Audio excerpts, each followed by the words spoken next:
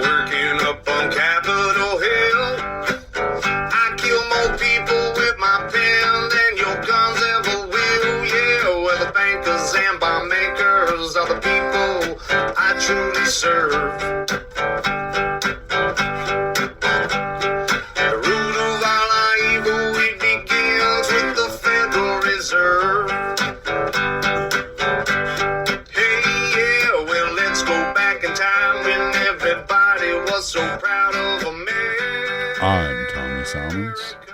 This is year 0. Today, the 9/11 deep dive with Adam Fitzgerald. I think you're going to really enjoy this one. We dive deep into a lot of this stuff through a lot of these episodes, but this is one of my favorite ones to record, so I really think you'll like it. I really think you'll get into the information that we're spreading on this one. If you're like me, you like BBC, and there's nothing like a BBC in your mouth. So if you want the lingering flavor of a BBC in your mouth, go to foxandsons.com.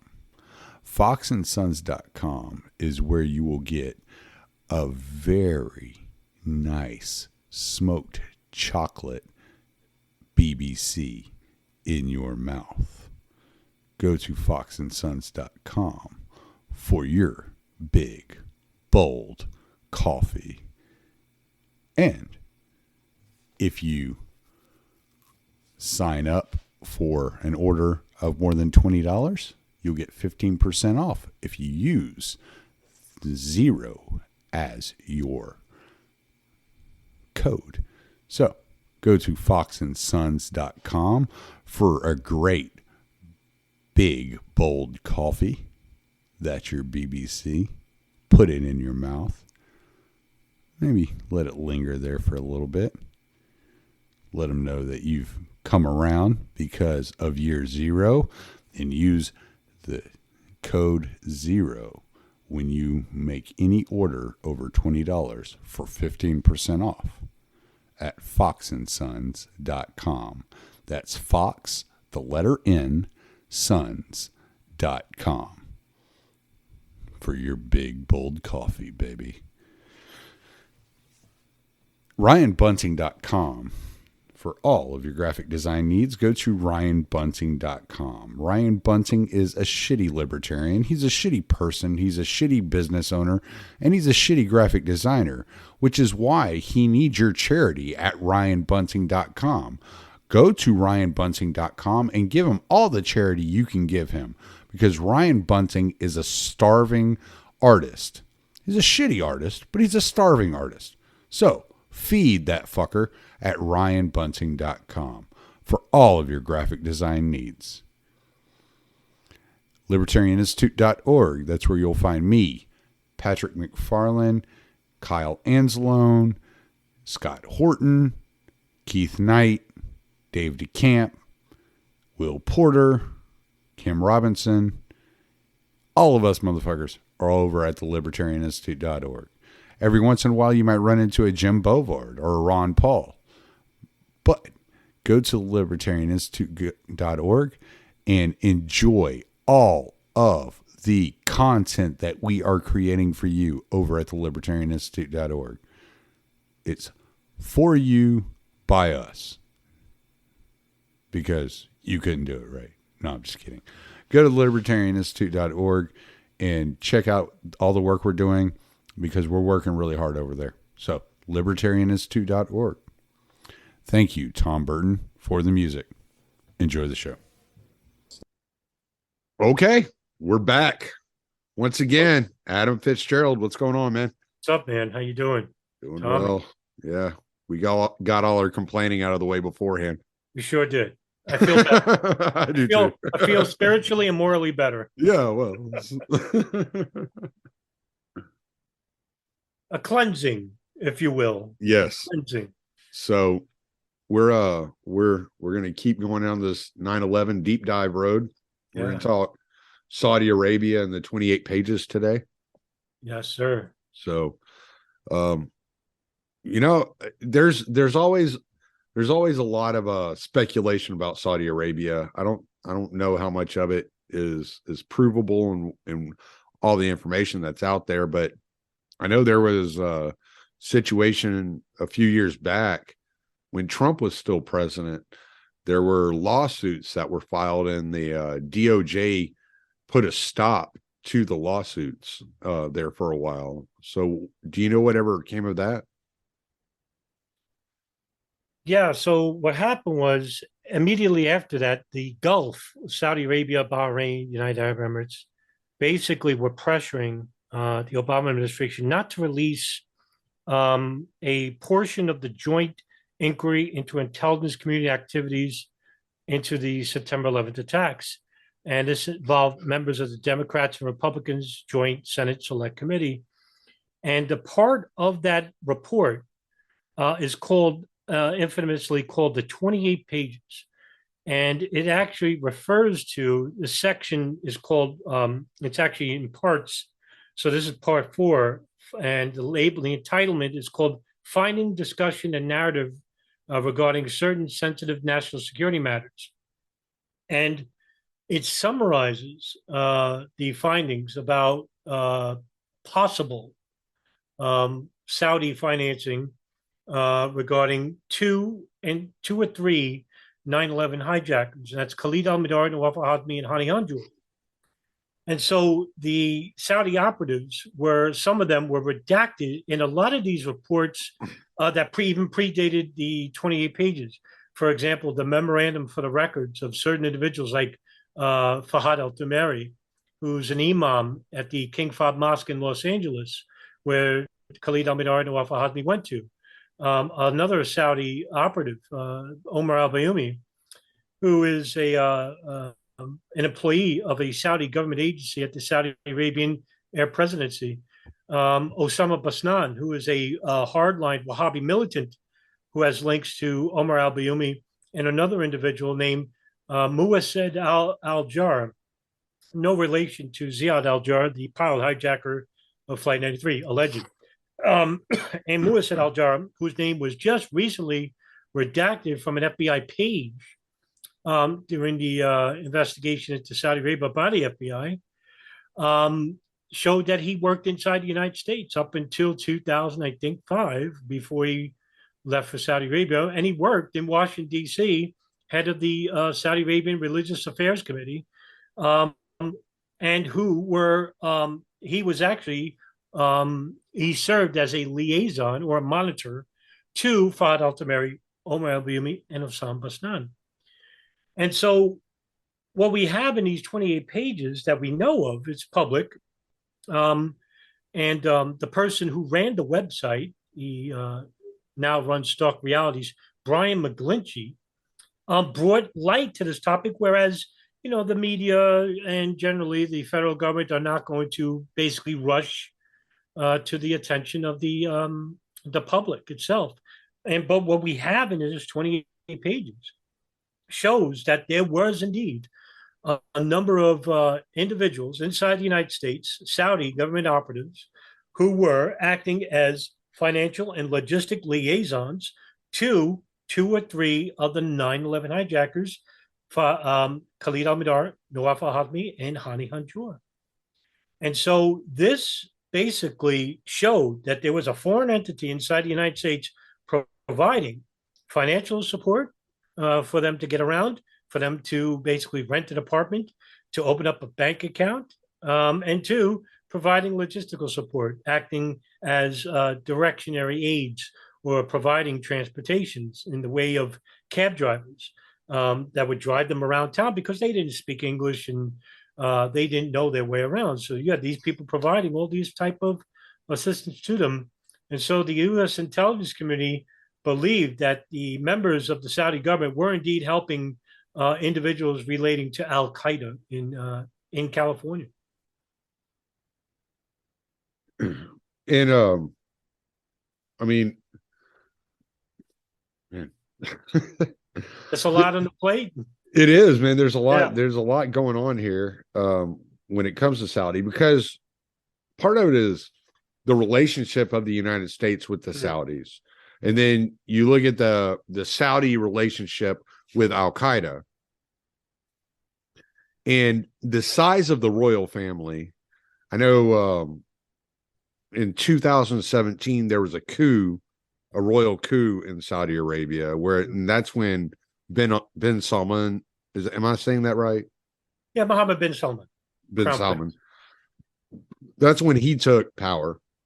And it's just like, how do you separate out of all of these hundreds of people that are involved here, who's involved in what they're, what they got their hands in, what they're doing behind the scenes, undercover. It's just so weird. It's the way that the Saudi government is set up is so foreign, like beyond any other government that I've ever looked at.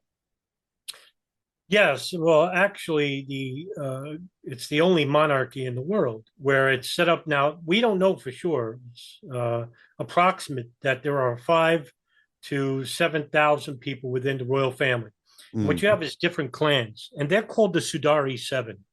And these are the 7 sons related to the founder of Saudi Arabia, Ibn Saud.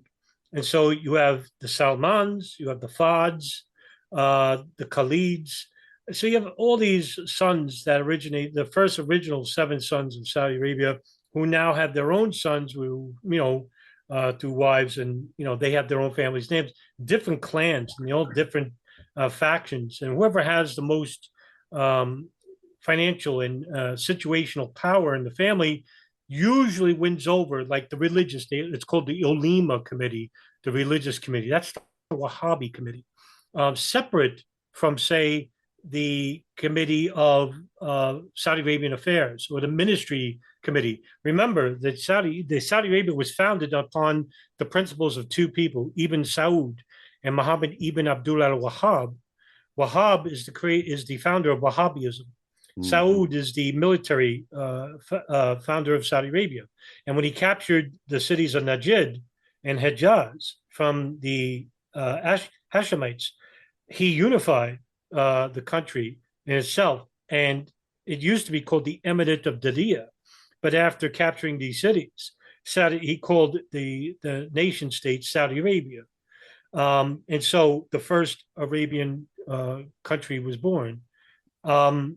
And with that, the original tenets of Ibn Saud and Al-Wahhab still exist even to this day. So you do have a religious and a military committee that runs the country itself. And so you can see where you have this ideology that is present in the country, even though every 4 years with a new U.S. president or a continuation of the previous administration, you'll always hear especially through the legacy media, that they're reforming and that they're not this backwards, crazy jihadist terrorist nation, that they're trying to make amends. Now, bin Salman is pretty ingenious in that idea because he actually did cater to the Obama and the Biden administrations, stating that he would try and reform the country. And that's when you talked about the coup that happened in 2017, 2016, 17. Yeah, something like that, yeah. And he took over the family from bin Nayef, who was the legitimate heir to the throne. That's one of the Sudari 7 sons, the Nayef family. So basically what happened was bin Salman, he took all the threats or the naysayers to the bin Salman line, suggesting that what he was doing was illegal. And he got the religious police, and of course the General Intelligence Directorate, the GID, got involved and arrested even crown princesses within the family line. And he got rid of all the detractors and arrested a lot of them. One of the most richest Saudi Arabians in the whole world. And now that I want to say his name, and I can't remember his name, but he actually owns a lot of U.S. government entities here in the United States as well. He was arrested too, and he was blackmailed, and he had to give up some of his money, but he's still a billionaire many times over. But when 60 Minutes actually interviewed him, he said, "Oh, nothing was wrong." He goes, "They just wanted to talk to me. nobody's going to call out this regime because they're so corrupt, the bin Salmans. Now, remember, his father is still alive, King Salman, quote unquote, alive. But he has a stroke and he's not really in power. But because he's alive, he's still the king.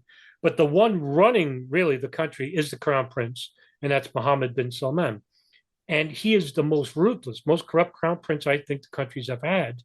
And yes, he scaled back the religious tenets in the country. He allowed women to go to movie theaters now. The movie theaters are now open. Women can drive, but dissidents will not be allowed. Any type of voice criticisms of the kingdom are immediately dealt with, and they're dealt with swiftly. Now, years ago, this would be an in-house thing. But with bin Salman, he now goes after the dissidents in other countries. And the greatest, most pronounced case is the killing of Jamal Khashoggi, which, outraged much of, the United States, Turkey, because it happened in Turkey, and other countries as well. But nobody dare goes against the kingdom because, hey, remember, we allow the United States to regulate the oil, but we still have the oil and we could go to other countries and, give it to them cheaper, like Russia or Great Britain. So, yeah, they wield a great amount of power for a country that is, that has no familiarity with any country in the world outside of the Gulf. And that's the reason why nobody really knows much about this very strange family, the Saudi Sudari 7, or, how the country is operated, because outsiders are not permitted to mingle with the Saudi kingdom itself and the princes along within this family. And so, and also, too, we share nothing in common with Saudi Arabia at all when it comes to politics or religion. At least with Israel, we have a lot of commonality regarding that, not religiously, but politically. And that comes from, obviously, the evangelical Christians in the United States. But when you talk about the Gulf lobby, many people know about, they have a lobby. And that's because, they keep it secret because, if you find out about the lobby and you see what these people are about, you're like, how the hell are we friends with these ghouls? Yeah, right. Why are we friends with these people? The Israelis try to keep at a minimum their human crimes. I mean, just with the Palestinians, they can't hide that fact. But the Saudi Arabians, I mean, God's sakes, Yemen is the biggest humanitarian crisis in the world. Right. And yet, all you hear about is Ukraine. Yeah. Right. Or the alleged crimes in China with the Uyghurs that, seemingly doesn't exist. But you'll barely hear anything about Yemen, and there's 644,000 dead. Yeah. It's just unreal. And 3 million displaced, unreal numbers. No, not to mention the people. That shows you the power of the Saudi lobby. Yeah. So when you're looking at the time frame of 9/11 and when this happened, which of the 7 families do you think was involved in this? Or do you know, like, some of the names that were involved? Well, at the time, the king was King Fahd. And at the time also in 2001, we still had a religious committee and a lot of sympathizers in the kingdom. And we're talking about not just the kingdom, but with the family line. Right. We had a lot of sympathizers with the bin Laden family. Now, remember, the bin Laden family is still a powerful company magnate in the country, even today, 2022. So they are not part, incidentally enough, they're not part of the Saudi kingdom, the family itself, but they are the most powerful corporation and the most powerful entity that is not involved with the kingdom itself in the family line. And that goes all the way back to the 1920s with Mohammed ibn Awad bin Laden, who is the founder of the bin Laden Saudi group. And it's funny because when you mention the Saudi bin Laden group, you barely hear about all the other brothers that, bin Laden had, Osama bin Laden had. Right. Who, basically he was considered a black sheep of the family. So I couldn't tell you a specific individual who was involved with like orchestrating or planning with Al Qaeda to attack the United States. But what I can say is that you had a lot of sympathizers within the kingdom and outside of the family line that were, giving money to Al Qaeda even before 9/11 even happened. I mean, even in Afghanistan, when the Soviets invaded, and who knows what else. But we do know that it started even before the Soviets invaded Kabul in 1979, when the Saudi royal family started pumping in millions of dollars to the oil boom in the 70s, building madrasas all throughout the United States, Southeast Asia, and in Europa too. And that was because, they were reaping the rewards of the 70s. And throughout the 70s and the 80s, early 80s, Saudi Arabia was rife with Wahhabi fanatics that were willing to spread their ideology worldwide as far as the eye could see. And all they needed was money. Well, they got plenty of that. And sure enough, you had enough of these sympathizers that used the pretext of the Soviet invasion of Afghanistan to basically spend millions, hundreds of millions, no exaggeration, hundreds of millions of dollars into the conflict. And when they were doing this, whether they knew it or not, indirectly or directly, they were helping to build the foundations for some of the most notorious terrorist groups throughout the 90s and early 2000s, like Al Qaeda, like Abu Sayyaf in the Philippines, like Jemaah Islami in Indonesia. And just alone, those three groups would create some of the worst terrorist attacks in the nation's history. Now, of course, everybody knows the 1993 World Trade Center bombing and, of course, the 9/11 attacks. But what people tend to forget, the second biggest terrorist attack in the world, let me test you. Do you know who it is? Do you know when that was? I don't remember what year it was, but I want to say it was in England, wasn't it? It was a subway bombing in England. Good, close, but no cigar. It was okay. actually the 2002 Bali bombings attacks. Oh, okay. Perpetrated by Jemaah Islamiyah. I believe it was, and forgive me for not specifically knowing the number. I think it's over 100 to 200 people that were killed in two bombings, and those bombs were huge. One was at Patty's Bar, and the other one was at a nightclub, and I think it's called Dolly's. I think. Forgive me, I'm getting older, so I'm forgetting names. So that's what's great. Well, I could use that excuse. Yeah. But yeah, no, those two bombs killed a ton of people, and they were huge bombs, and the money came from none other than Bin Laden and people in Saudi Arabia. And it just goes to show you how far and wide and reaching these sympathizers are. I just remember there was that subway bombing in England. Yes. And then I remember there was a soccer stadium.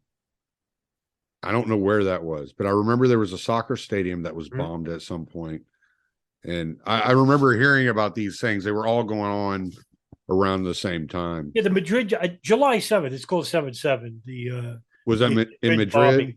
Yeah, Madrid. Al Qaeda affiliates were involved with that. And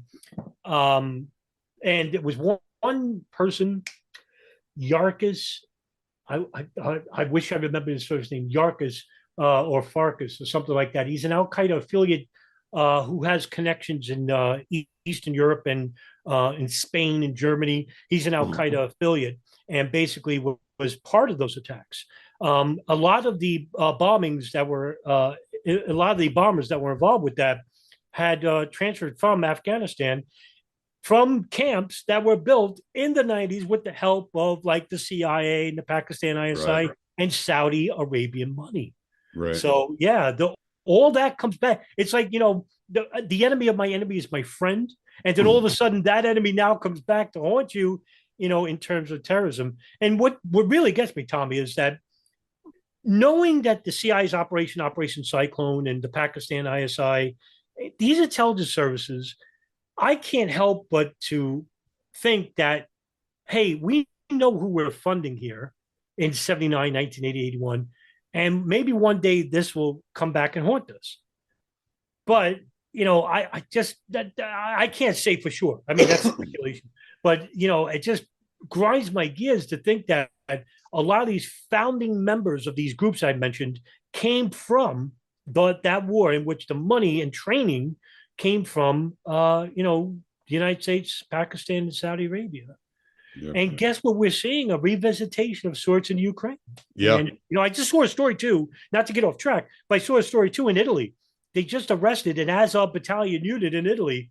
And, they were talking about doing terrorist attacks in Italy. I'm like, here we go. Here's it. This is what happens when you dump and this time it's billions of dollars in Ukraine, not millions, billions, right? And all these right-wing nationalist groups. And that's what the CIA loves to deal with. These far extremists of the right, whether it's orthodox or nationalist, it doesn't matter, because they'll go and do the dirty work that the CIA won't do. But the CIA certainly pushes these groups and individuals in that direction, knowing full well what they're going to do later on. So it boggles my mind that the CIA didn't know that by, giving these Mujahideen fighters, Arabs, Mujahideen fighters, all this money and all this military training, that it wasn't going to come back and hurt them. Yeah, it's hard to believe that they would go through with that and without even considering there would be any repercussions whatsoever. But I mean, part of that's arrogance, They're just like, yeah, we got this under control. We can deal with these people, We've been arming them. We've been taking care of them during this invasion of Russia into Afghanistan. They're on our side, and it's like, no, they're on their side, man. Yeah, exactly. They're playing utilitarian right now. They're going to take your arms and they're going to use your arms against you whenever it suits them. Sure. And look, what's the springboard for all this? It's U.S. foreign policy. Yeah. I mean, it just invites danger. We're subjugating these Arab countries like Iraq in 1990 with the Oil for Food program, which killed 500,000 people. I mean, we all know about that clip with Madeleine Albright. That was the price worth it? And she says, yeah, I mean, these are sociopaths, these people. Well, anyway, I mean, throughout the late 80s, early 90s, our own foreign policy, and of course, with, the one-sided policy we have with Israel, certainly didn't help. And it invited, these Wahhabi fanatics to basically say, yeah, all right, we'll see what you got. And basically, they showed you what they got and showed you what they're willing to do. And not to mention, of course, the intelligence agencies that knew full well, and this is speculation too, but I can make a great argument for it that, they could have stopped the 93 bombing. They could have stopped the East Africa bombings of 98. They could have stopped 9/11 if they just shared information, if they just monitored these people off the bat, arrested some of these people, worked with the FBI hand in hand, worked with the NSA and hand in hand, shared all information and not just some information. All this could have been stopped, and rather easily. I mean, I'm not saying this. I'll take the words of Thomas Drake, the former senior executive of the NSA. Right. The NSA, had so much metadata before 9/11. He basically says that if it was shared, could have stopped 9/11 altogether and arrested all 19 that were involved. I mean, what does that tell you? And that's just the NSA. Right. Yeah. And I've made video after video about the CIA and what they didn't share with the FBI. And, the DIA, Able Danger Program, the FBI, domestic agency, and, it all boils down to basically, did they do this on purpose or not? And that's the argument to make. Like, maybe they wanted this to happen to extrapolate on the Patriot Act, to go to war with Iraq and Afghanistan. All this is, reasonable speculation. It's not fringe material. And, I happen to believe that's the reason why. But very few people would have to be in the know. All you have to do is just get the top levels of the intelligence services, basically just, allow these people to do what they want and then take advantage of the action. As Saul Alinsky would say, the action is in the reaction. Right. So look at how the United States reacted. Well, and it's like me, I don't even take a side as to whether they did it or not. The part that gets me is I can look at it and go, are they capable of doing it? Yeah, obviously. Okay. Yes. Yeah. And so, I mean, I look at the history I know with the Gulf of Tonkin, with, like how they lied into World War I with babies on bayonets, lying into the first Iraq war, talking about babies in incubators. Yeah. Like, I look at these things and I'm go, okay, are they capable of lying us into Afghanistan? Are they capable of the price is worth it with American lives? And I'm like, yeah, they are. I'm sorry. You look at Waco, Ruby Ridge. Oh yeah. They'll dispose of whoever's in their way. They don't care if you're American or if you're Afghani. Oh sure. You know, the big counter argument to all this I hear sometimes from my position is that why would the United States do this? Well, you think they're willing to kill 3,000 of their own lives? I say, oh, absolutely. They've done far worse. Yeah. And another great point that you raised is another great example, Waco. I mean, look what happened there. Yeah. They could have arrested Koch. Well, how many Americans died in World War I because they lied us into that war? Sure. You know, right. Yeah, right. Those were just sacrificial lambs, like whatever, you know. Absolutely. And it was for their benefit. However, they saw that benefit moving forward, right? And so when you start looking at these things, you're like, okay, is Saudi Arabia complicit? Most likely. Sure. Is, bin Laden complicit? Most definitely. Sure. Is Israel complicit? It's possible. Sure. Yeah. Is the United States complicit?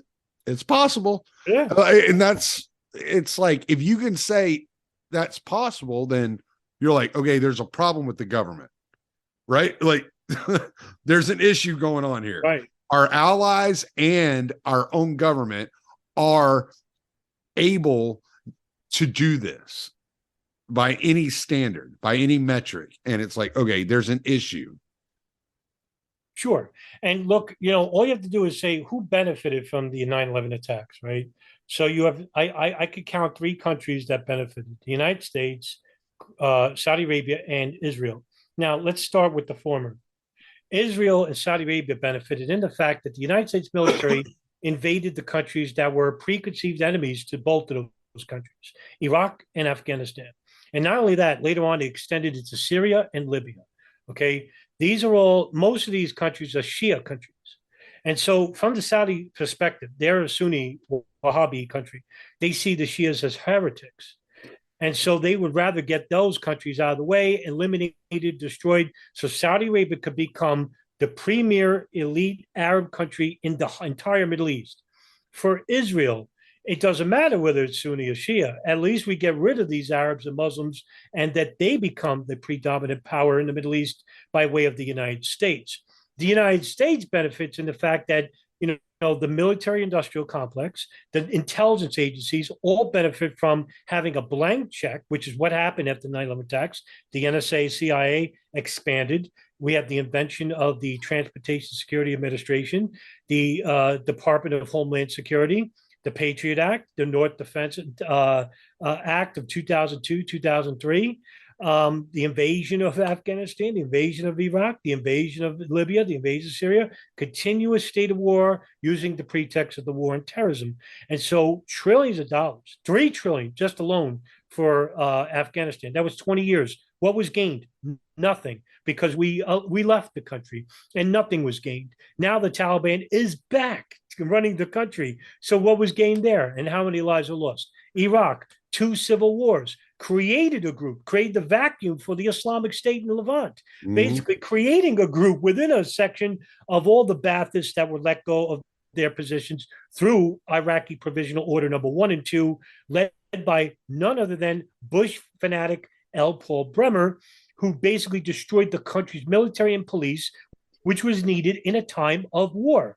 But when they destroyed these entities and all the government entities related to the Baathists, they basically created a vacuum of extremists. And all those Baathists helped to create the Islamic State in Levant. And read Ali Soufan's Black Banners book, great book that talks about this. But yeah, I mean, I could go on. And, guess who made hand over fist? Donald Rumsfeld, Dick Cheney, Halliburton, Raytheon, Boeing, LG3 Technology, you name it. There are all these groups that basically built the bombs and the bullets and the missiles and the tanks and the jeeps that were needed to fight this perpetual war on terrorism that was helped to perpetuate by none other than the United States through the funding and the training of the 1979 ghouls that were in Afghanistan and were fighting these enemies now because they don't serve a purpose anymore. How did I'm sorry. How did the U.S. convince Israel and Saudi Arabia to go along with overthrowing Hussein, knowing that the Shia were going to be taking over Iraq? I think this is basically an Israeli proposition that saw Hussein as a danger to Israel itself. Now, Hussein is no friend to Benjamin Netanyahu. He was no friend to Yitzhak Rabin and Ehud Barak, the prime ministers of Israel. And basically, he was part of the Arab Committee in the early 90s. Same thing with Bashar al-Assad.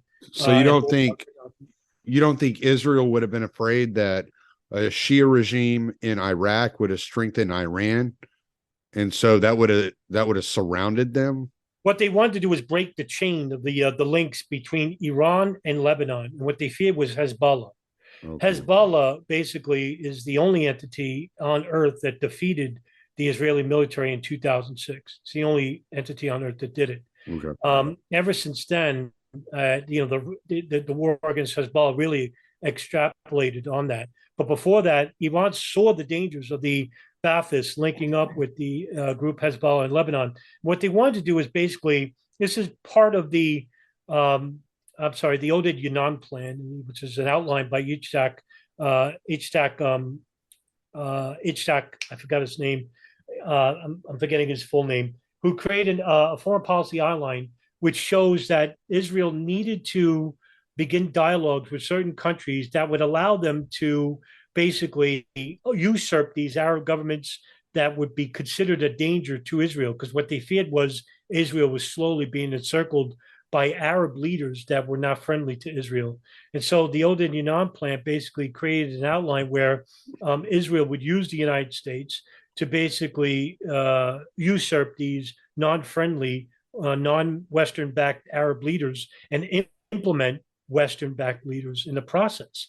And so what they did was when Afghanistan was taken over, Hamid Karzai took over the country for a little while. With Iraq, they had to get rid of Hussein and implement Morsi, who was involved with unfortunately was involved with a civil war that was going to happen between the Sunni and the Shia that you're relating to. But what they wanted to do, incidentally enough, what they wanted to do was basically break the chain between Iran and Lebanon, and what's between Iran and Lebanon, Syria and Iraq.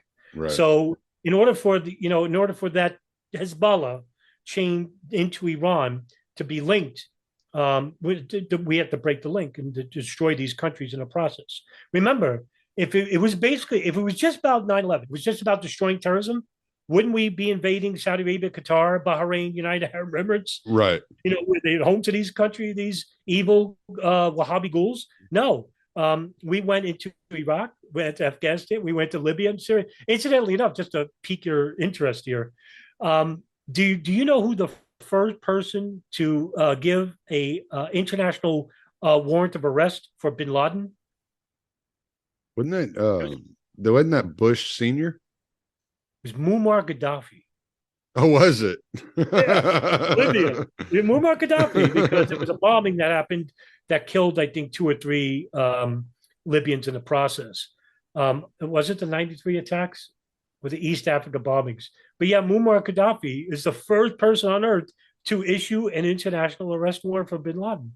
And even after the 98 attacks, the United States didn't issue an arrest warrant for him. Instead, we implement George Tenet, the DCI in 99 and say 97 and say, hey, create an outline where we can, attack bin Laden. What does he do? Well, he says, we're at war.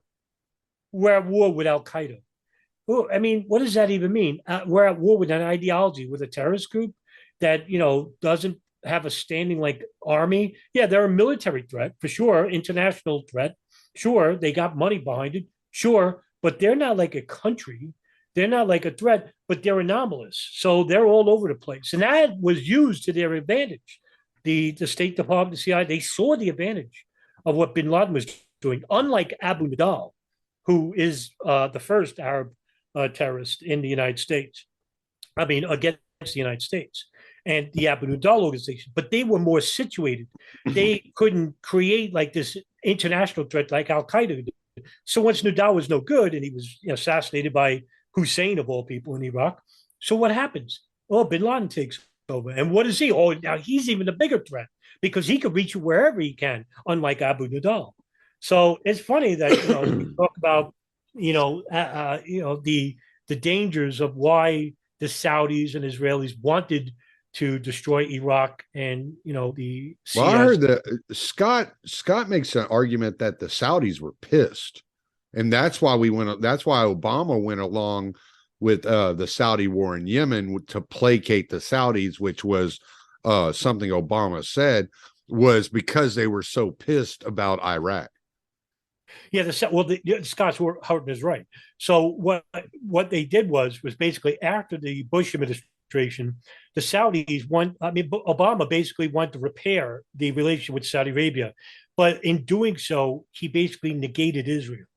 And so Israel at that time was still pushing for Iran hard. And I think you remember when Prime Minister Benjamin Netanyahu went with these big trash cards and showed that Iran was basically building a bomb and using these cartoon cutouts at the United Nations.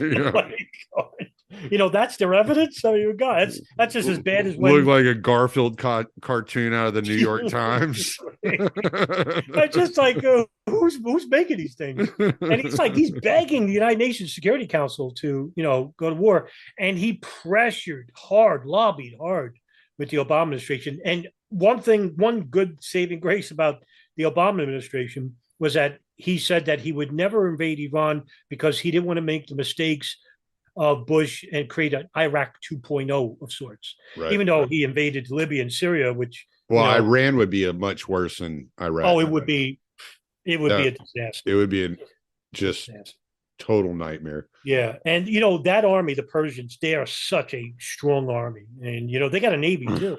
Yeah. So and then you think about the terrain and the size of the country. Yeah, it's just it'd be like it's not feasible. Yeah, it would be like declaring war on Texas. Like you would just have so much trouble. Like you wouldn't know what you were getting into. Right. So and plus, at the time, still they still had strong links with Bashar al-Assad in Syria and King Abdullah of Jordan, and with the connection to Hezbollah in Lebanon. So what they had to do was create war within these countries to break that direct link from Iran to Lebanon. And they, right now they're broken. Yeah. The only country that's not broken totally is Syria, but they're like 75% destroyed. But that's the one coup that was unsuccessful. But, the successful coup is Gaddafi in Libya. So that's the problem that the United States faces, is whether they are pressured to enter and to engage war with Iran. Now, the Pentagon, of course, the Pentagon has to go along with this. They're not just going to listen to Israel. So you got to have the top generals basically saying, what's the 10-year outlook on this? Because it's going to take a long time. Well, it's not going to be like Iraq. Yeah, and from what I understand, the generals are not on board with a war with Iran. Right. They're like, we don't want anything to do with that. Because I've asked Scott Horton this in a live discussion that he had, I think, with Reed Coverdale about 2 years ago, when one of my questions was, what's the more feasible war of the future? Is it North Korea, China, or Iran? And I told him I think it's Iran, and he said neither. He said Iran is the last, because he thinks that it's, first of all, it's geographically not possible, and two, that the top generals in the Pentagon will not agree to this. Yeah, and they won't agree to China either. No way. If America is definitely invading one of those three, it's North Korea. Yeah, and you know what? I'll play the contradictor to Scott Horton. I still think Iran's going to be the country that the United States invades because they're non-nuclear. I don't think they will. You don't think so? No, because they're part of BRICS, and that's a big deal. I didn't even take that into consideration. Good point. I'll still go on the limb and say, we'll have someone like DeSantis in the presidency, and he's AIPAC backed, so we'll see. I mean, and that's part of the reason U.S. won't go directly to war with Russia is because of the BRICS agreement. Just the other day, 12 other countries have applied to be part of BRICS. BRICS, right? Yeah, there's a big issue recently. Yeah. So it's and they're coming up with basically their own trade routes and their own currencies, and they're doing away with the petrodollar whether we like it or not. It's kind of like, Right. oh fuck, what do we do? And it's really, but it's really interesting about the whole BRICS situation is if you're from South Africa, right? If you're Afrikaner or Boer from South Africa, you can go to England like basically anytime you want, because they consider you basically part of their colonies still. Okay. Yeah. And so that's where, because my wife's from South Africa, her mom lives in England. And oh, really? Is that right? Yeah. And her sister lives in New Zealand. So it's very easy for South Africans to travel amongst these Western nations because of the colonialization that took place in South Africa. So it's really odd that they are in alignment with BRICS, but the reason they are is because China does all of their infrastructure. All of their infrastructure done in South Africa is done through China. Is that right? Oh. Yeah. So no, I had no idea about that. Oh yeah, China's like really, really active in Africa, while America is at war with Somalia and Ethiopia and all these fucking third world African countries. China's over there building up their infrastructure. So they all like China. They all love China to death. Oh, is that right? I'm still new to this, learning about this. But it has nothing to do with Saudi Arabia or 9/11. So we're kind of off on a rant. Get off track. That part of the world is so crazy, though. Oh, it's so complicated. But once you start talking about it and you start trying to figure out allies and all, you're like, I don't know what the hell's going on. Yeah, you here. have no idea. That's a problem, Tommy. I noticed too. When I talk about 9/11, people just see how expansive it is. They just throw their hands up. Oh, I'll forget about it. Yeah. Well, I mean, it's like when we start talking about Saudi Arabia, I'm like, I don't even know what to ask. I don't know where to go from here. Oh, sure. Because it's like, what evidence do we have? There's plenty of speculation. We have the 28 pages, which you ran through, earlier. And it's like, all right, so let me ask this. Sure. So there are these lawsuits that were filed against bin Salman by Ajabri. I want to say the guy's name is Ajabri. He was is a counterterrorism expert who's from Saudi Arabia, but he worked hand in hand with U.S. intelligence. And the U.S., this is what I was talking to you before we went live. The U.S. has said that they were thinking about intervening into these lawsuits in Saudi Arabia because it would be bad for our national security, and that Ajabri would be opening up, like basically revealing some of the United States national security while pursuing these lawsuits against bin Salman. Do you know anything about this stuff? I think you're talking about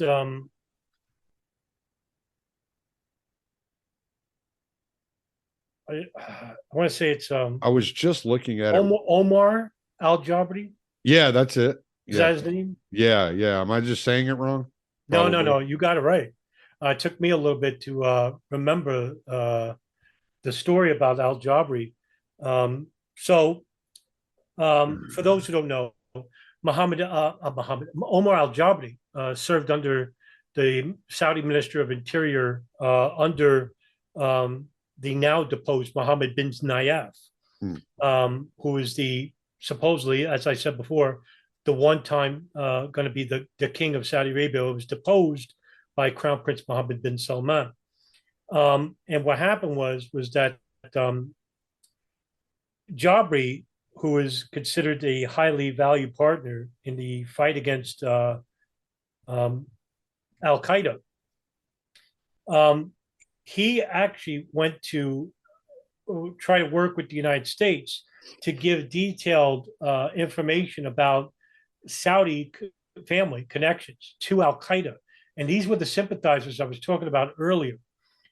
Um, Now, Al Jabi was serving also as the CIA's Middle East division and found him to be rather a remarkable public servant who is dedicated to destroying extremism and saving grace within the Saudi kingdom, because we do have a lot of people in the kingdom that are not, that want to destroy the like the fanatics within the family. The radicalism, yeah. Yeah, the radicalists, the lobbyists. Right. And they want to get rid of this because it's not good for public affairs. Remember, a lot of these people in the kingdom, they basically have connections to these countries that without them, Saudi Arabia has nothing.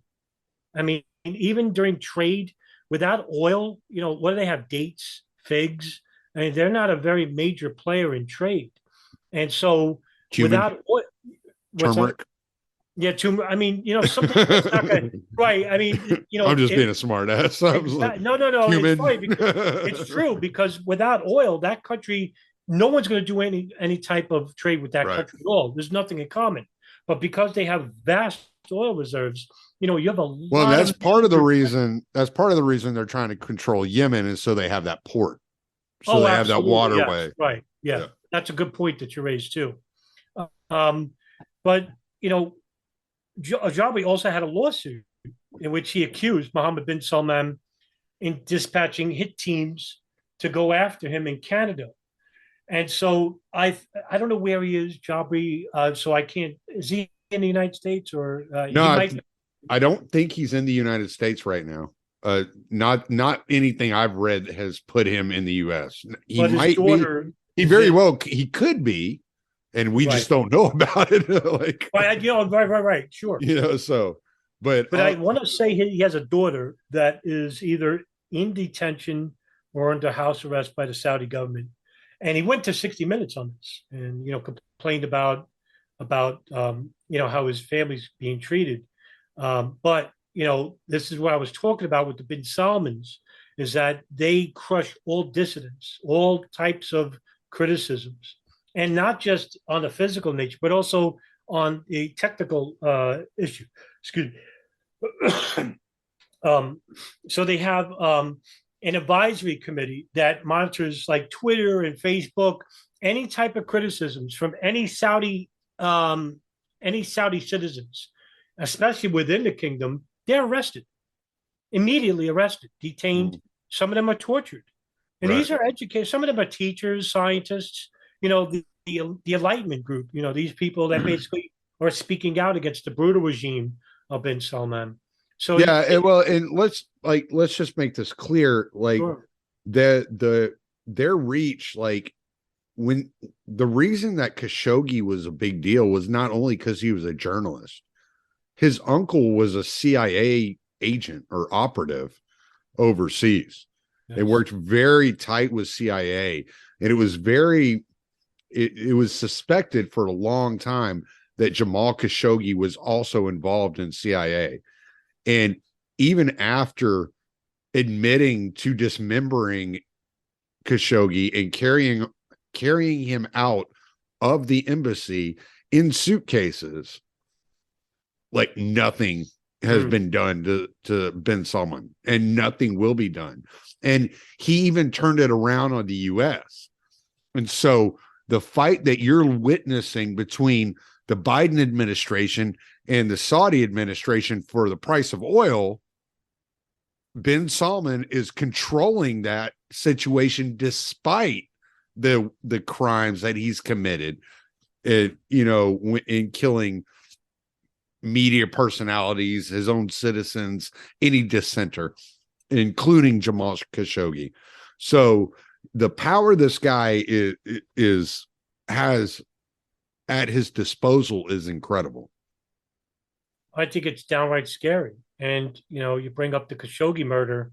Even that didn't stop the family from bargaining rather aggressively with the Biden administration. Now, remember, the Biden administration also, in return for the Khashoggi murder, and because they didn't adhere to bin Laden's wishes that they produce more oil in 2021, immediately afterwards, right, like right on cue, a week later, they released, I think it was over 5,000 pages on an FBI investigation into Saudi financing for the attacks called Operation Encore.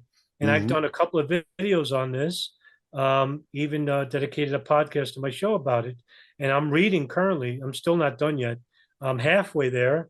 There's about 2,600 more pages to go, but there were some revelations, including what we all assumed was that now it's definitive that there were Saudi government agents inside California assisting the 9/11 hijackers. It's not speculation anymore.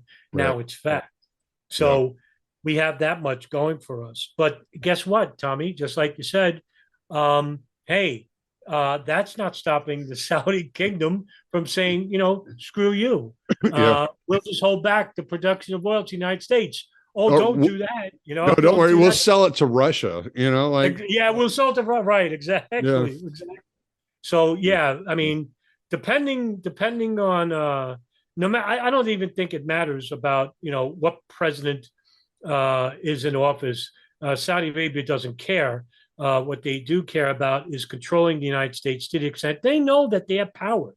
That, if they go to Russia, they go to Great Britain and say, hey, we'll lower, oil for a price per barrel for you. Well, guess what? Guess who's on the outs? The United States. Right.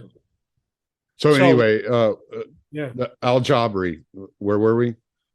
Yeah, so Al Jabri basically wants to bring forth the attention that there are people within the Saudi kingdom, bin Salman's faction, that still supports elements of Al Qaeda in the Middle East, past and present. This is not just a bin Salman problem. This is a Saudi family line problem. Is that we have too many sympathizers within the family. We don't know how many there are. And remember, like I said, it's approximately there are 5,000 or 7,000 people within this family line. But a lot of these family lines also are very rich. And so you have a lot of these people that are giving money to these extremists because they want to see the Wahhabi ideology permeate throughout Arabia and destroy all enemies relating to this line of ideology. And who's the biggest enemy to the Wahhabi ideology? Well, believe it or not, it's the Shia Muslims, not the Jews, not the Christians, not the atheists. It's Shia Muslims. And when you hear like famous terrorists like bin Laden or Abu Musab al-Zarqawi, Abu Musab al-Bakri, the leaders of Islamic State, they basically come out and say that the Shia are considered munafiq, and that's Arabic for fake Muslim or apostates.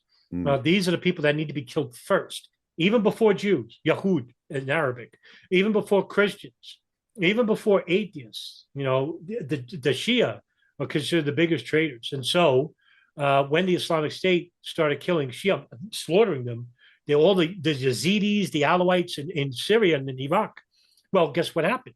Syria, Libya, the countries that we bombed, and with the help of the Russians, basically destroyed the Islamic State in Syria to the point where we basically, destroyed 90% of the group itself. And so guess who started attacking these Iranians and Russians in Syria?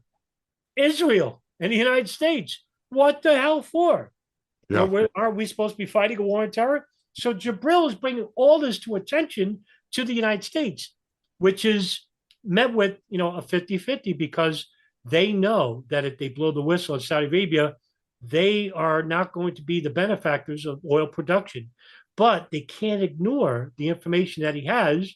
And he says that he has a lot more at his disposal that he hasn't told anyone yet. And so I believe that this guy could be the key to showing just how corrupt not just the bin Salman family are, but the Wahhabi ideology that permeates within the family that they claim is reformed. And I'm not buying that for a second. They've been using that excuse. So I don't personally think that the U.S. would let this guy speak. because then it would reveal how the U.S. has been playing both sides. We're against Al-Qaeda here. We're on Al-Qaeda's side in Yemen, Sure. kind of deal. I don't think the U.S. wants this guy to speak. And that's why you have the national, what is it? The NSC. What does that stand for? National Security Council. Thank you. That's why you have them coming out saying that they want to intervene because he could be releasing national security to the world, and revealing some of the ways that we are interacting there in the Middle East. And so it would look bad, and it would show how the U.S. is playing both sides in different regions. Whereas in like, let's say Yemen or Syria, we're fighting on side of Al-Qaeda, while we're also fighting Al-Qaeda on just across the border of Syria and Iraq. I mean, it's like some of the weirdest shit that I've ever seen whenever you start breaking it down. Yeah, and I also I would have to say that there is no secret that the United States plays both sides, but they want to like tone it down in the public view. So what they got to keep the ruse on, because they never admit it. It's like, you can go figure it out. You can go read the articles and find out, right? But they never come out and say, yeah, we're over here we're doing this with Al-Qaeda, over here we're doing this against Al-Qaeda. They never come out and say it. And so to have to address that would be, problematic on their part. It would be. And this is the reason why we see this continued protection of whistleblowers from Saudi Arabia, because they know that this would provide a double-edged sword, so to speak, in that regards to, yes, we'll blow the whistle on corruption in the country, but also at the same time, this would actually hurt the United States because they're actually trying to pressure the Saudi kingdom to be less corrupt and come clean. Saudi Arabia at the same time also may have secrets about the United States that they don't want to release, because this would actually be a blow for both the United States and Saudi Arabia at the same time, maybe 9/11 related. But I would agree with you to an extent that this would actually do a bit of harm in the public image by having this guy basically come out and blow the whistle on whatever he has. But what he has is enough to show that, hey, listen, this is an ongoing problem, not a current problem, an ongoing problem that's generational with terrorism in the country itself, and how they create, these groups and, finance these groups as well at the same time, while trying to say that we're reforming and, we have nothing to do with these groups. No, that's not true.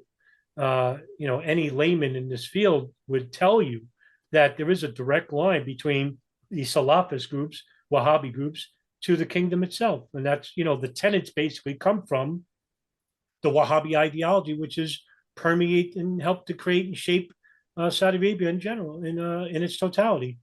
And so what will happen with Jabril?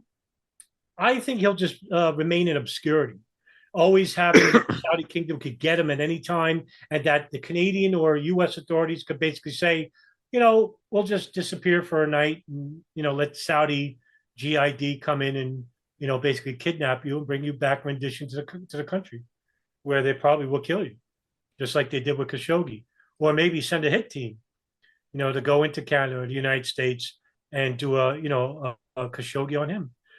Who's to say? But right now, we're stunned over the Khashoggi murder, so it'll take some time. But yeah, I think I agree with you, Tommy. I don't think this guy basically is going to reveal anything, because, to do so would need his total backing in the United States. I don't think he's got that. Yeah, and here's the part of that article that I was reading that is I would say is the most important part, probably about 5 or 6 paragraphs, but they're short. A rare U.S. Justice Department filing in a Massachusetts court in April noted al-Jabri's intention to describe information concerning alleged national security activities. The U.S. government is considering whether and how to participate in this action, including, if necessary and applicable, through an assertion of appropriate government privileges, the filing said without elaborating. In a second filing a month later, the Justice Department asked the court for more time as national security matters require delicate and complex judgments by senior officials. The filing said the government was prepared to provide further information to the court in secret. Legal experts have said Washington could invoke the state secrets privilege, which would allow it to resist a court-ordered disclosure of information deemed harmful to U.S. national security. The CIA declined to comment to AFP. The Justice Department, which experts say only rarely intervenes in civil lawsuits, did not respond to a request for comment.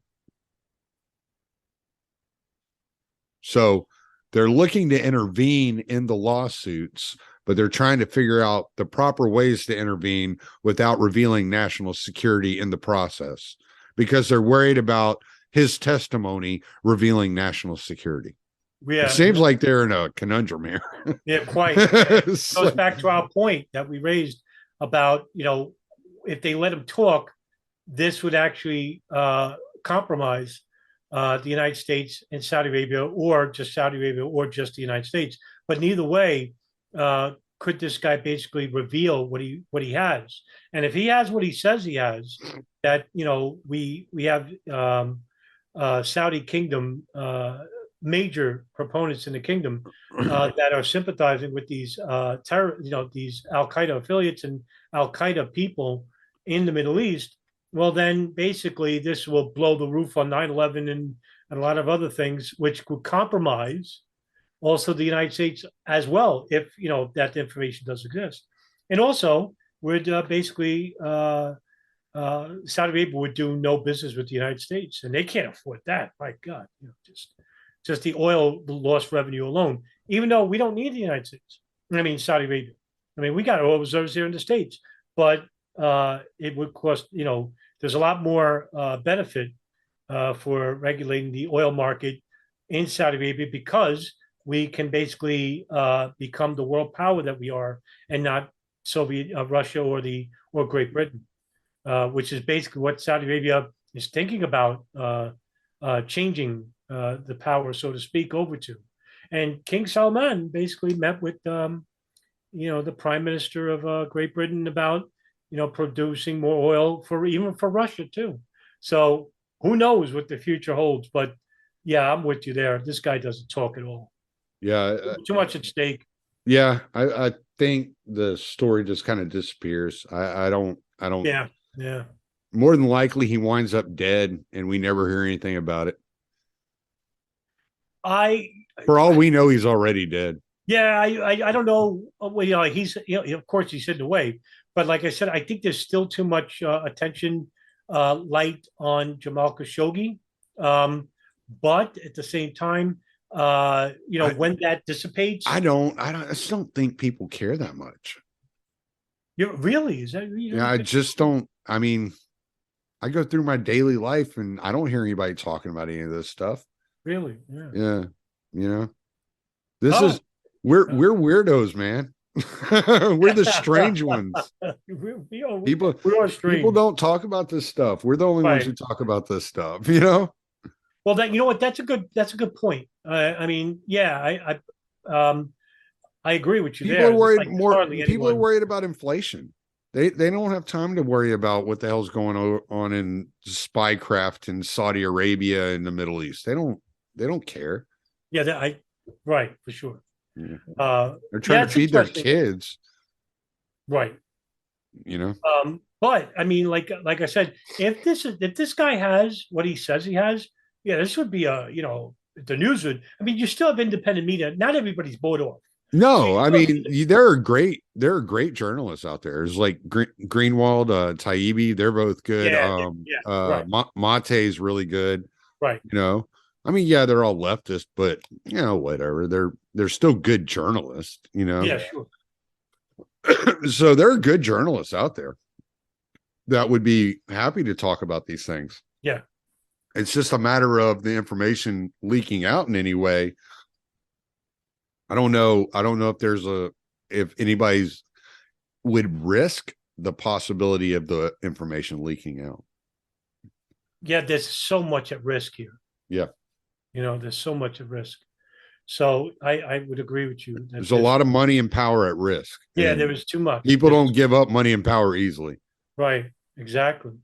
And since we're dealing both with the Democrats and Republicans, there's no hiding either. Well, you're not only dealing with that, you're dealing with other countries too. Right, and dealing with other foreign. Right. Yeah. Okay. Sure. So there's no telling what dirt he has on. I mean, Saudi Arabia and the United States, that's just one. But he was working in counterterrorism he was the counterterrorism czar under Nayef, working hand in hand with the CIA. Yeah, right. Who knows what other country he was working in Turkey and Israel, and you don't know what's going to come out of his mouth. Yeah, you can't leave it to chance. No, right. You'd be right about that. And that's why I think he'll wind up dead without anybody ever hearing about it. Without anyone hearing about it, I won't disagree that it's beneficial to kill him, because this way you earn, he's silent. But would nobody know about it unless, like I said, whoever's protecting him suddenly disappears and walks away, and the press asks, where is he? Oh, he's with somebody else. There would have to be a number of people involved to keep that image alive, that he's alive somewhere and being hidden away. No, they would just make it look like he hung himself. Well, that could be true. Yeah, sure. Suicide. Yeah. Isn't that what they? Yeah. Isn't that what I think they did with Epstein? Yeah, they hang him and shotgun blast to the chest. He couldn't live on. Yeah. Couldn't live with all these secrets, all the stress that was killing him. Exactly. It was weighing on him. Right. Yeah. What was the journalist out of California? The Iran Contra. Gary Webb. Yeah. Although I don't discount that he killed himself. I don't discount that he killed himself, but I don't discount the fact that they drove him to kill himself. Yeah, they drove him. Yeah, that's what I think. Yeah. That they did that. He drove to kill himself. Yeah. So there's plenty of there are plenty of people that disappear from that line of work that we never hear about. And that's what Saudi Arabia is good at. Disappearing people. Well, I wouldn't think the U.S. is so innocent. They make a, there's a history of it. Who's the biggest killer of human beings in the world? Right. Exactly. Yeah. Sure. So, all right. Well, let's close this one up. What's your final comments on Saudi Arabia's ties to 9/11 here? Well, it's pretty much a lot of my work in details around Saudi Arabia, because, people say, well, why don't you talk about Israel? And one thing I say is this: it's fine to speculate, but I don't like using speculation because, I like to deal with information first, information that generally goes ignored for the more sexier fringe conspiracy material. And at the same time, I only use speculation when it's absolutely necessary, that in order to make a point. But there is a lot of evidence to show that there is Saudi complicity with 9/11 attacks. And I've always said, once you open the door to Saudi Arabia, that's how you can get to Israel at the same time. Now, remember, during pre-9/11, in the years 99 and 2000, you had two foreign governments that were working inside the United States, acting as spies to these groups like Al-Qaeda, Hamas, and other terrorist networks. And this came throughout in the Gerald Shea memo, which was a internal memo written by a former attorney out of California in San Isabel County, who basically did an independent investigation into these two foreign governments that were involved with the monitoring of a number of the people that were involved with 9/11. And what he found was there was a high number of people within Israel, the United States, and Saudi Arabia that were monitoring members of the 9/11 operators and their affiliates, Al Qaeda affiliates. Saudi Arabia left behind many a footmark, and that's because they left behind a lot of money trails. And because of these money trails that the FBI investigated through Pent Bomb and later on Operation Encore, we saw some connections not only between Al Qaeda, but with the Saudi government as well. Now, with Israel, they don't have any connections with with Arabic terrorism. Now, they may play as Arab terrorists. Some of them do go through a Arabic speaking language course.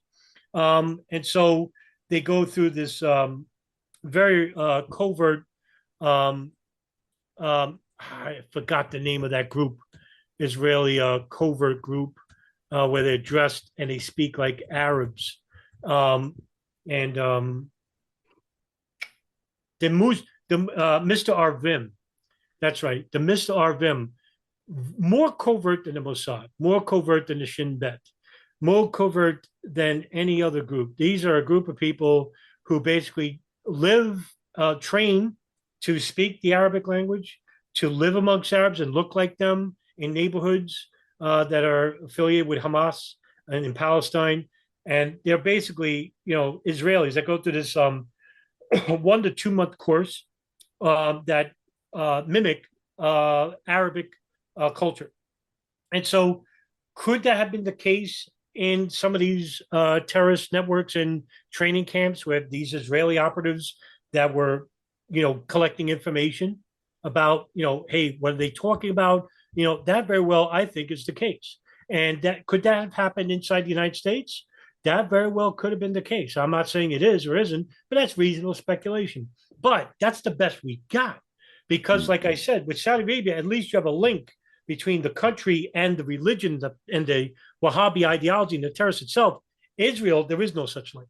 And so they're much more covert in terms of espionage and the dark arts, unlike Saudi Arabia, even though the GID is considered one of the more oldest and one of the best intelligence services in regards to the dark arts.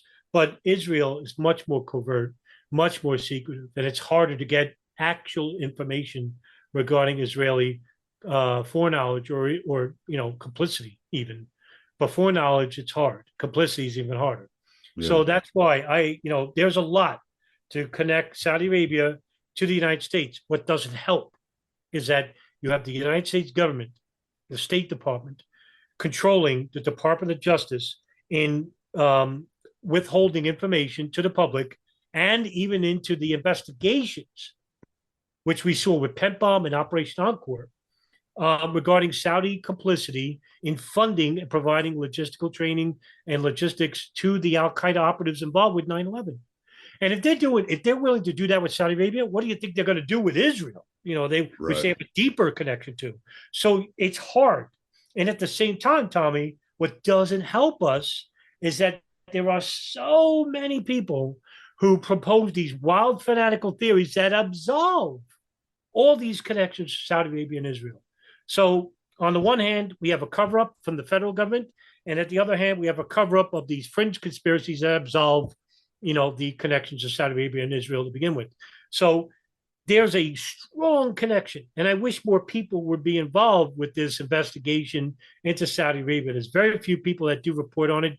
You're one of them, and I tip my hat to you, Tommy, in doing so, regarding Saudi Arabia and the complicity involving Al Qaeda operatives pre 9/11, and with the Operation Encore revelations that is generally ignored by the media, we now have evidence, prima facie evidence of support, financial and logistical support from the Saudi government to the 9/11 hijackers, at least some of them. Well, whenever you get done reading those 5,000 pages, we'll do an episode on just that, and we'll just jump into that. Yeah, absolutely. And you can teach them to me because I'm not reading those. I'm reading other stuff. I don't blame you. It's a lot. It's a lot to go. No, it sounds like a lot. And I have more than 5,000 pages here to read of books I bought. So I'm not. I can't imagine. Because I look at your bookcase, I'm like, there's no way he's going to the Encore files.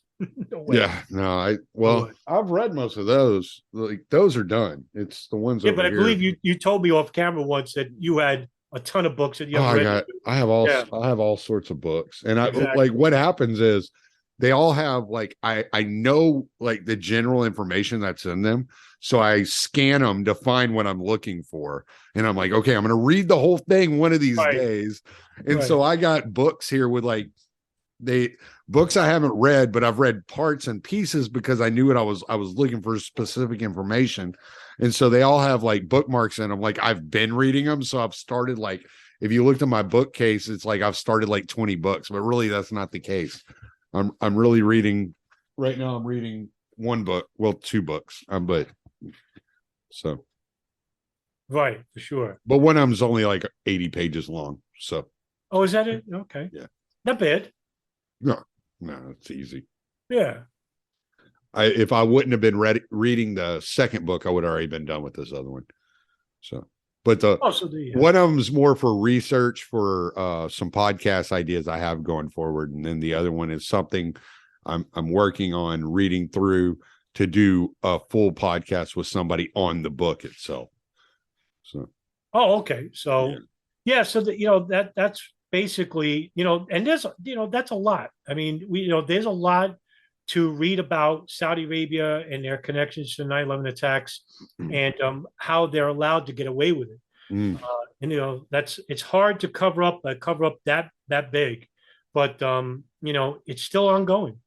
I mean, no matter who the president is, whether it's Trump, whether it's Biden, Bush, Obama, they'll protect their interests before they uncover any corruption or investigate honestly a crime such as egregious as 9/11.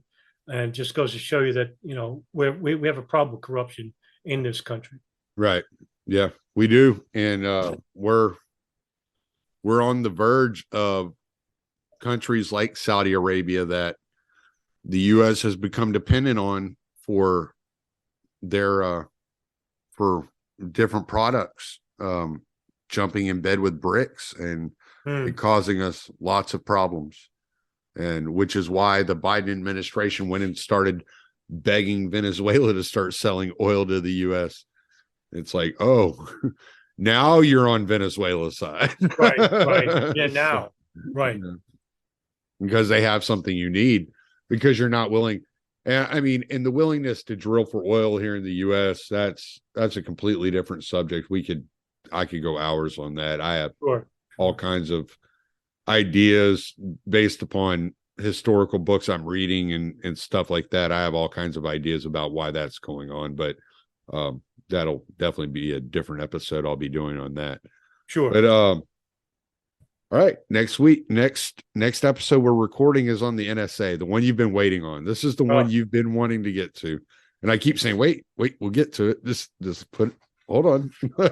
Yeah, no, it's a good one. It's the most obscure one and the most important. Yeah, I believe you. Yeah. So, we're going to do the NSA next week. And then we're going to have to figure out where we're going to go from there, because there's still a bunch more information out there. So we'll just have to figure out the titles. Yeah, for sure. So. And thanks for having me on again, Tom. Man, it's always a blast. I love talking to you, Adam. You're a highlight, man. You're like a highlight.